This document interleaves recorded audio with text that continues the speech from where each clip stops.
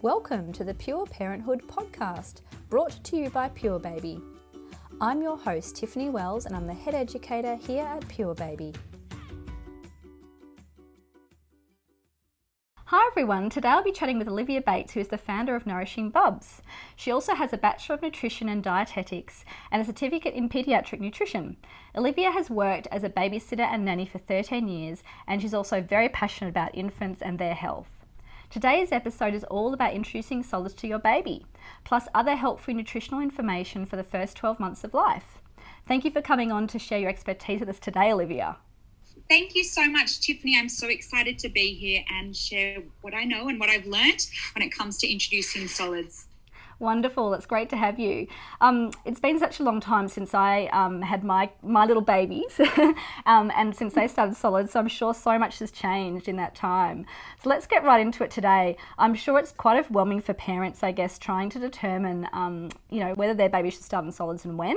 What do you find when you speak to parents yourself? Like, do you find that there's a lot of questions around that still? Yes, definitely. I think even more so now. There has been quite a few changes over the past 10 years. And as a result, I think parents are feeling particularly overwhelmed. Obviously, they're also often very sleep deprived at this point, and they're getting information often from their GP, their paediatrician, their mother-in-law, their friends, or even just a good old Google search. And so I think the information that they're getting from these various sources can be quite contradictory and confusing. And so these poor parents who are already, just trying to navigate those early stages with their baby can find the whole thing quite overwhelming, when really we want it to be as enjoyable and as easy as possible. Yeah, for sure. So I guess we will get started on when to introduce solids. So this is something in particular where there has been quite a few changes, and the changes have occurred over the past 10 years, basically around research that has come to light regarding allergens and when to introduce allergens. I guess part of this has been, new research that has shown that, in fact, allergens shouldn't be held back from introduction and should actually be introduced in that first year of life. And so this has resulted in quite a few changes around when we should be introducing solids. We do now know definitely, though, breast milk or formula provide 100% of babies' nutritional needs up until around 6 months of age. And it is at that sort of 6 month age point when their requirements change. And in particular, it's their requirements for iron and zinc, which are no longer able to be met by just having the breast milk or formula. So basically, then we know that we need to start to introduce those complementary foods so that they then can help meet those iron requirements. Yeah, that's really important, I think, and really fantastic to know a bit more about that. Yeah, so basically the new recommendations state that we should be introducing solids around the 6 month mark, but not before 4 months, and when your baby is showing these signs of readiness. And that 4 to 6 month window really coincides with what the World Health Organization recommends, and is basically what we say is the ideal time. We do say that if your baby is approaching 7 months and really has shown no interest in starting solids and hasn't really hit what we consider to be the developmental stages, it is really important that you do check in with your pediatrician and make sure there's not something else going on, because if they are not able to then get the additional zinc and the iron requirements, there can start to be some developmental delays, as it's really crucial for the development of their brain in particular that they are getting that iron source. We do also say that if possible, and you are still breastfeeding, that you do try to maintain breastfeeding during solid introduction, because there is some suggestion that it might have immunological benefits to have you breastfeeding while you do introduce those allergens in particular. When it comes to allergens, as I said, this is what the main changes to the recommendations have been around. And basically the updated recommendations state that you should be introducing all of the allergens in the first 12 months, and basically before baby reaches that 11 months of age, so that they basically get exposed to those allergens and are repeatedly exposed to it, so that they can basically develop a tolerance to it and hopefully not develop an allergy to it. Yeah, that's really interesting. Like, there's so much has changed, really. Like, listening to all of this, it's really interesting for me, for sure. So how do we know when the baby's ready, really? I guess because you spoke a little bit about looking for cues and things, but, are there any key signs to look out for?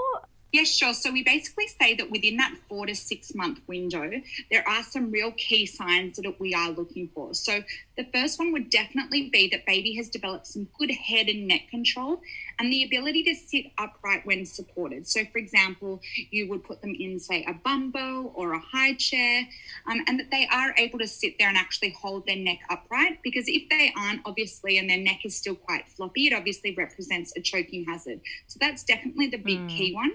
The next thing would be definitely showing an interest in food. So, for example, if you were eating dinner or your partner was eating dinner, you might notice them start to reach for your food or look particularly, intrigued by what you're doing. And that is another sign that they are interested. They might also be reaching out for your food as if to, give it to me.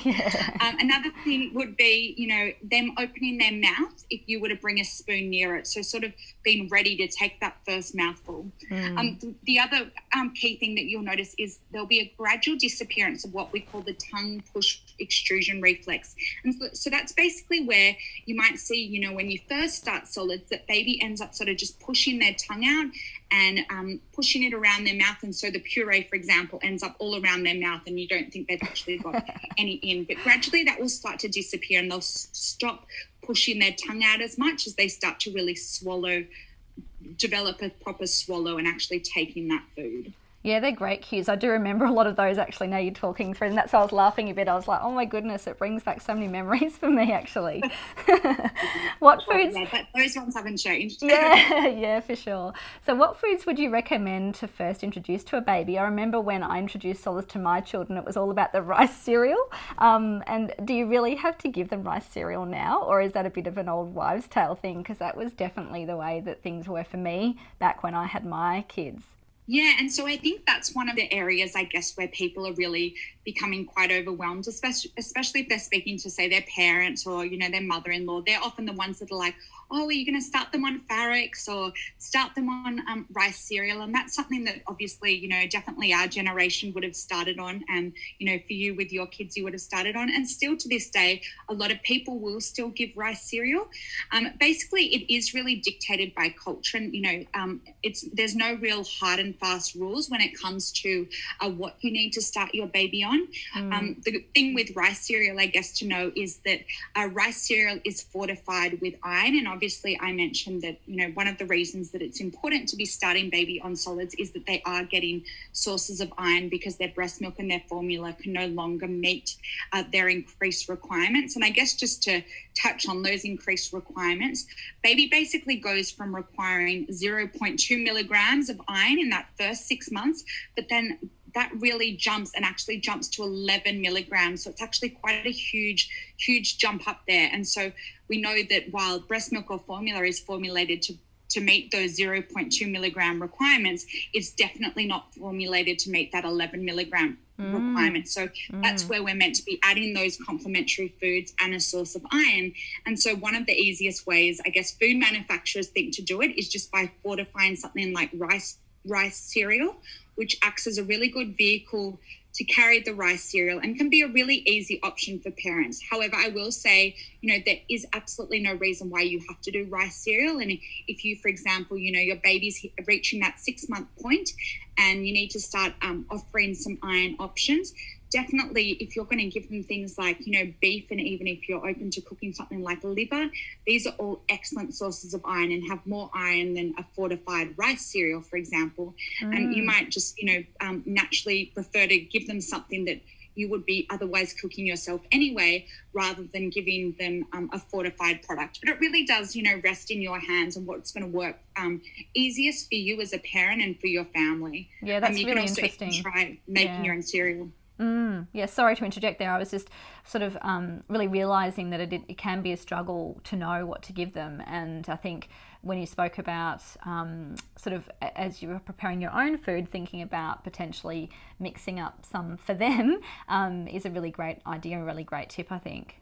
Yeah, definitely. And I think that's the thing parents really need to know. It's not, you don't want to always be having to make a separate meal for baby. Obviously, the format that they have it in those early days, often having it in the puree form might seem, quite daunting. But, in many cases, you can just basically puree a little bit of what you're making, or just, pull a little bit of it out before you start to add seasoning and things like that for your family. So it shouldn't always be, about, buying separate baby food and making it extra hard for yourself. Ultimately, you're working to a point that by the time that they reach that 1 year of age, they're ultimately having a family meal. It shouldn't be it doesn't need to be a separate meal and making extra work for you. So I think the whole idea is just to make it as easy as possible for you and your family. Yeah, I love that. Yeah. So, you mentioned some foods that you could potentially use or offer to your child. What are some other things that you think might be really beneficial? Other foods, you mentioned a bit of beef and liver. Are there some other things that you could take us through? Other suggestions when it comes to, say, vegetables or other things? Yeah, definitely. So when it comes to iron and the best sources of iron, naturally the best sources are going to be, number one, liver is the key, the sort of gold standard. I mean, I personally think I'll find it really hard to cook liver myself, and I'm sure some people feel the same way. But if you are open to cooking it, and you think that maybe baby won't tolerate it just straight on its own, you could always do a tiny bit of liver mixed into something like a beef mince, almost like a little bolognese, but also other sources of meat, poultry, eggs, fish, they all contain some iron. When it comes to different types of products, so we know that our animal products, so obviously our meat and our eggs, for example, contain what is considered a more bioavailable or more easy to be absorbed source of iron, which is called heme iron, if you ever see people write about that. But there are definitely vegetarian sources of iron. They are not as readily absorbed by the body, but they definitely can be a great way to incorporate it in.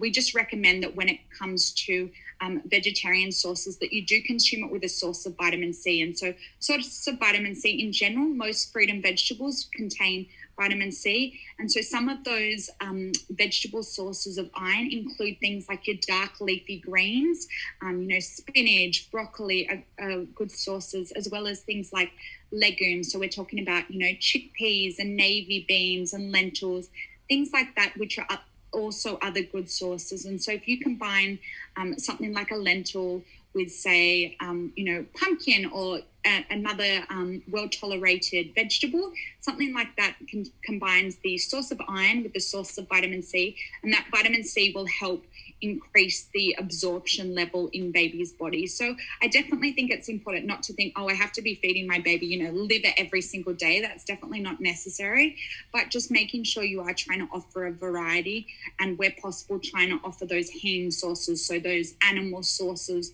of iron. Yeah, that makes so much sense. It's so good to have a list of ideas to introduce to your baby as well, like different foods to introduce, because it can be really tricky to work that out. And if you're not typically having some of those foods, it's good to have lots of different suggestions. So you keep mentioning a lot about iron and what the baby needs in that first 6 months, or the up into the first 6 months of age. Why is it so important? I know you've touched on it a little bit, but if you could go through a bit more detail around the iron so everyone understands, and I understand better myself too, just around why iron plays such a huge part in the body, I guess, and development of the child. Yes, absolutely. So I guess, iron is the one that we do really harp on about, and that is why the introduction of solids is so important. But it just plays such a key role in baby's growth and development. In particular, it is responsible for transporting the oxygen around the body to all of the organs. So we want them to all remain, well oxygenated so that they are functioning at their best. It's also involved in those normal growth and development processes, and in particular in the brain development. That's why we do find in children that we find have iron deficiencies, it often actually gets picked up because there might be some delay in meeting their educational milestones. That's how it often gets picked up. Another thing it's involved in is manufacturing energy. So, for example, even in adults, you might know that if yourself or someone has ever found themselves being particularly lethargic or tired, the first thing that your doctor will ever test for is an iron deficiency. And the reason is that you could be eating plenty of energy and, meeting your energy requirements. But if your body is not actually able to utilize that energy, then it's almost like defunct, I guess, in a way. And so your body actually requires the iron to utilize the energy it's taking in. And it's exactly the same with babies. So if they notice that baby is quite lethargic, they again might consider testing testing for an iron deficiency. The other thing that's also obviously very important is that it's involved in the production of the happy hormones. And obviously, you know, we want a happy baby. So we definitely want to make sure that they are getting enough, because it's involved in that serotonin and dopamine production and releasing those hormones so that we have a happy, joyful little baby. Yeah, that's what we all want. And I know myself and my kids over the years have had issues with iron deficiency just here and there. And yeah, that totally makes sense that would be the same thing happening with your baby. So that's really interesting. Thanks so much. So what are some of the best tips to have your baby accept solids? Because I think that's something, again, that we all want them to accept them when you do offer them, obviously. So, you know, we want them to be able to transition from going from breast milk and formula to taking on that new change, that food that they're going to have to start getting used to. So do you have some tips around that? Absolutely. So obviously it is a really, you know, new change and a completely different food for them, going from having the breast milk or formula then to having solid foods, which have a completely different makeup depending on what they are. Obviously, you know, things like your vegetables, you know, might just be, you know, carbohydrates and vitamins and minerals, whereas you also have your proteins, etc. And the way that they get digested and processed in the body will be quite different. So it is a big thing for them to take on, but also for you. But I guess, you know, hopefully some of these tips will help make it as easy and enjoyable as possible. So I guess the first thing that I always say to people, and I really can't encourage this enough, is to make sure that you introduce solids in a really positive and happy environment. And part of this might be, so for example, if you've been up all night, baby hasn't slept well, you're just feeling really exhausted and tired that day, it's just not the day to start solids. And the reason is that babies can really pick up on your mood and how you're feeling and how you're reacting to them. And so if they perceive that you're quite frustrated or anxious or overwhelmed, they can create an association between feeding time and mum or dad's mood. And so we really obviously don't want to create any anxiety or negative connotations with that feeding time. So it's that positive environment that I really can't encourage enough, and really fostering the enjoyment of starting solids. The next thing is that I'm a really big advocate of is offering vegetables before fruit. And part of this is because, and you know, there are no long-term studies at this point that actually, you know, prove that having vegetables before fruit is crucial. But there are studies that really show it is what you are giving your baby in that, you know, those first initial months and even during pregnancy that can really dictate their taste preferences into adult life. And so we want to be basically fostering and encourage an enjoyment of vegetables and those more savory tastes. Baby is going from having breast milk or formula, which is naturally quite sweet itself. So you then want to get them used to having more savory options. So it's best to start with something like a more flavor neutral vegetable. I always recommend something like a pumpkin is quite good. Zucchini, cauliflower, they can be quite good options because they're not particularly sweet or savory. Then you might want to move to more savory vegetables, so something like broccoli, which can be a little bit more bitter, and then move to your sweeter vegetables, and then onto your fruit. And it's just about encouraging baby to get used to as many vegetables as they can before you move to those sweeter foods, because we know that from the stats and even the most up-to-date nutrition studies have shown that, you know, only around 6% of children are getting enough vegetables and are hitting 5 serves a day. It's where we're really lacking. And, you know, obviously we then see it in, you know, growing adults that are getting obese, etc. So we really want to create as much of an enjoyment around vegetables as we can. And I think one of the best ways to do this is by starting on veggies before fruit. Yeah, great idea. Yeah. The next thing is just to make sure you're offering age-appropriate food. And so, you know, remember when babies start solids, most of them won't have any teeth. So offering a smooth puree is always the best option. So they're going from having just a liquid form.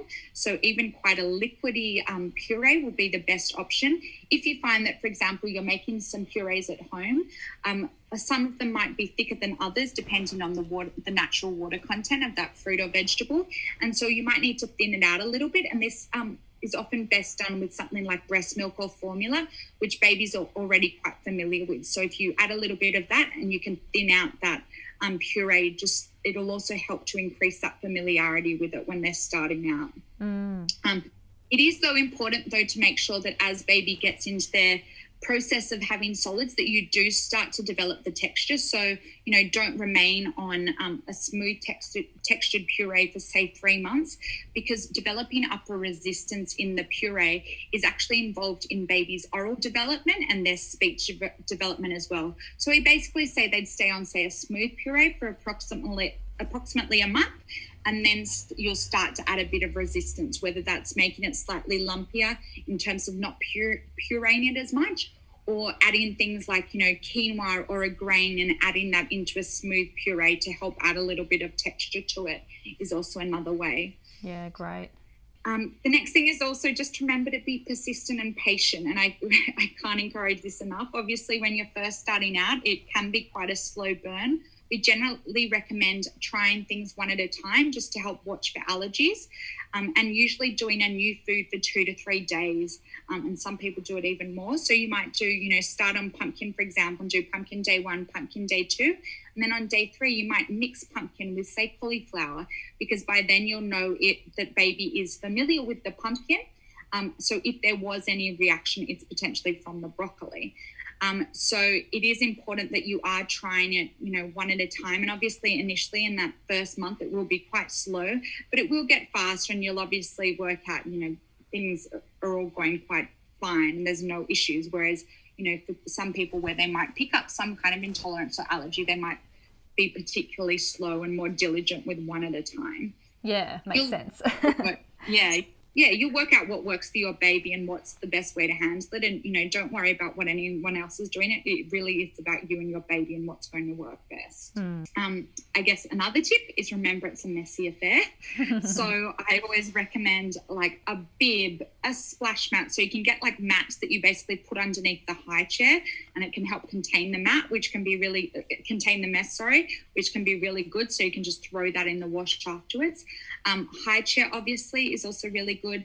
You might want to start with something more like a bumbo and then move to a high chair, and just make sure when it comes to getting your high chair that it has a foot rest, because it's really important that baby's able to rest their feet so that they don't have to basically use their core strength to try and keep them stabilized in the chair. So that's a really important thing. And then also you can even consider something like a smock, like where you put it underneath the bib and it covers their whole arms, depending what they're eating. Things like beetroot, for example, you might want to go all out. Or as we are right now coming into summer, you might just go, baby goes nude for meal times, whatever works best for you. But some things obviously get particularly messy. Yeah. The next thing would be just to make sure that once baby does get into, the real, I guess, run of eating solids and they're gaining good momentum with it, just to make sure that you start to offer a range of foods, and then, between food groups as well. So, not always, for example, giving them pumpkin and chicken, say, making sure you're giving different vegetables, different coloured vegetables, different meats, different types of meats, cuts of meats. It's really important because obviously each of these has a different nutrient profile. Each of the different fruit and vegetables, for example, each colour tends to associate with a different nutrient that they have in them. Carrots and pumpkin and sweet potato, for example, that are all that orange hue, they're all particularly rich in vitamin A, which is really good for baby's eye development. So that's just one, I guess, example, but it is really important to make sure you are covering different food groups and different foods within those food groups. Yeah, that's really good to know and point out, I think, because you can get in a bit of a rut with what you're offering your baby sometimes, or, you might forget that there's these other things that you could potentially be introducing. Yeah, definitely. And I think that's also where like the freezer becomes your best friend. Like you can try a whole lot of different things and sort of, pick and choose. You might do a cube of pumpkin and a cube of beetroot one night, and then the next night do cauliflower and broccoli or whatever, and just have some batches on hand or whatever works for you. But just so you can mix and match them and not feel like, oh, well, I don't want to be, making a batch of this one night and then next night you don't want to be cooking every night, for example, because it can be quite overwhelming. Yeah, definitely.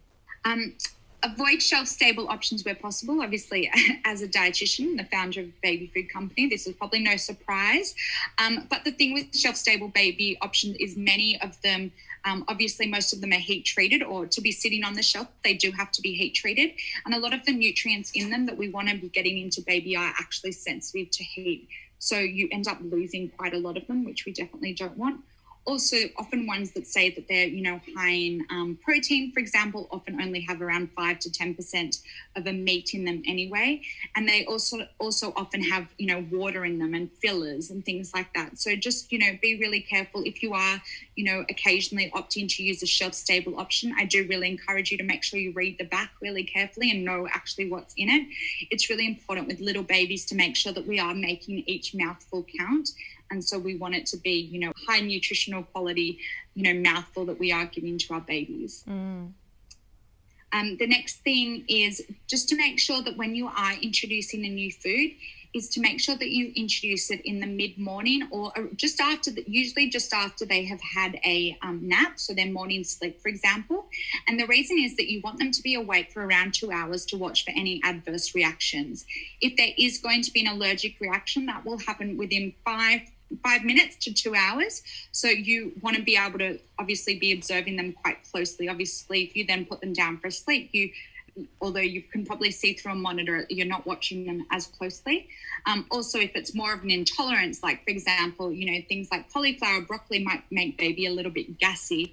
You'd prefer for that to pass through them during the day rather than, disrupt their sleep, for example. So it is important to try new foods in the first half of the day and just watch for any adverse reactions that might take place. Obviously, once you've tried it with them and know that there's no issue, you can then start to introduce it as a nighttime meal. But I always recommend making that first solid meal that you start on, make it in the first half of the day. The next thing is just when you do start solids, you can actually start using just like a clean little finger. The reason is obviously that babies, if they're breastfeeding, are familiar with, body temperature and the nipple, or if they're drinking from a bottle, obviously the shape of the teat on the bottle represents the nipple. So, a little finger is quite familiar for them and is that nice temperature for them. Then just once you've moved on from giving a little finger with puree, you would then move on to just a little spoon. Just make sure that it has a little shallow bowl and use one of those silicone edge spoons and not a metal spoon. And the reason is that the spoon picks, if you use a metal spoon, for example, it will pick up the temperature of the food. So if the food was heated up a little bit, it can become quite hot. And it also creates quite a weird sensation on baby's tongue. So, we want them just to be taking the food for what it is and not to be distracted by the feelings of the actual spoon that they're using. The final point to cover is to remember that when you do start solids, not to be concerned about how much or how little that baby is eating. Basically, we know that some babies might start off and gobble food straight away, whereas others might only take 5 to 10 mils, so basically 1 to 2 teaspoons, and it can take up to even 6 weeks for them to have around half the cup. So don't be too concerned. Don't compare with the mothers in your mother's group, for example. Just let your baby go at their own pace. Particularly if you start your baby on solids closer to the 4-month mark, you might find it takes a little bit longer for them to build up to taking more just because they don't have those hunger levels yet. Yeah, I think that's really great to sort of be aware of those things. I think that when you hear a lot of what other people are doing and you start to question yourself too much, I think that's when some problems can come into it, or into your mind at least. So that's really great advice. Yeah, definitely. And I think it's, it's really important for parents to try and be relaxed as possible and try not, obviously, I think we do have a natural tendency to go, oh, what's your baby doing? Especially in a mother's group where they're all approximately the same age. So you can have expectations based on what's going on in the mother's group. But, each child does develop at a slightly different rate. And, you don't be too worried about what's happening in the group. Just make sure, you're comfortable with where your baby's at. I think, a mother and also a father's intuition and what you feel about your baby is often, really spot on. And if you feel like there's something wrong, maybe there is, and then check with the doctor and don't worry too much about what is happening with just other people with the same age babies because it can vary quite greatly. Yeah. Thanks so much. Thanks for coming on, Olivia. It's been really, really interesting. I'm sure that everyone has taken something away, so a helpful tip or two to assist with introducing solids for their little ones. So thank you so much. You clearly have had a lot of, knowledge built over the years, and you have a lot of passion, in nutrition from what you've spoken about today, and a real interest in looking after little ones and their nutrition. So thank you so much. We really appreciate your time and insight today. Oh, my absolute pleasure. It's so nice to share something that I am so passionate about and hopefully make it a little bit easier, because I think, sometimes these poor parents are so overwhelmed, and really it should be a really enjoyable and exciting milestone for both them and their baby. So hopefully those tips do make it a little bit more that way. Yeah, thank you so much. For more information about baby nutrition, you can visit www.nourishingbubs.com or follow them on Instagram @nourishingbubs. Thank you so much for taking the time to tune in today. I hope you found this helpful. Don't forget to subscribe and tell your friends about this podcast, and if you'd like listening, please leave us a review. See you next time.